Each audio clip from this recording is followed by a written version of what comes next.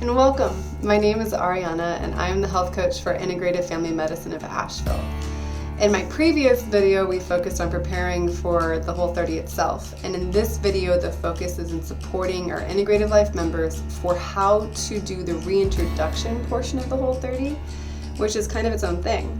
The founders of the Whole30, Melissa and Dallas Hartwig, say that the point of it is to figure out how the foods you used to eat really are affecting you, your digestion, your energy, sleep, mood, focus, cravings, athletic performance, that's the end of my quote, etc. So that if you jump from a strict Whole30 straight into pizza and chips, you're not going to know which foods made you feel bad, and you're probably going to feel bad.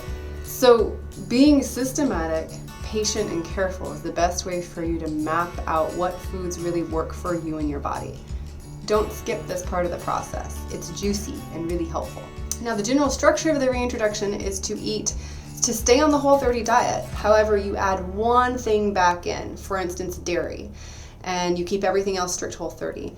You eat dairy that one day, and then you take it back out and stick to the Whole30 for 2 days, and then you add in the next thing following that same pattern.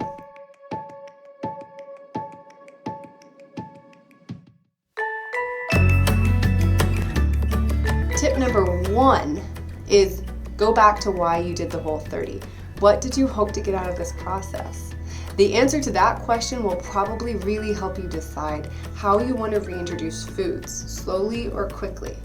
If you have a medical condition or food sensitivities, then you might want to go slower, really making sure you leave at least 4 days in between each new reintroduction.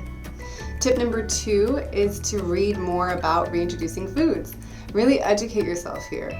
Go into the Hartwig's book, The 30-Day Guide to Total Health and Food Freedom. There's a whole chapter or 2 dedicated to the reintroduction process. Their website also has a lot of free resources that can help supplement this video for you. Tip number 3 is to pull out your calendar. Once you've decided how you want to reintroduce foods, put it down on the calendar and commit to following this as a plan. If you have it mapped out ahead of time, then you're more likely to stick to that plan as opposed to going out to dinner with friends and surprise eating sushi and ice cream in one meal.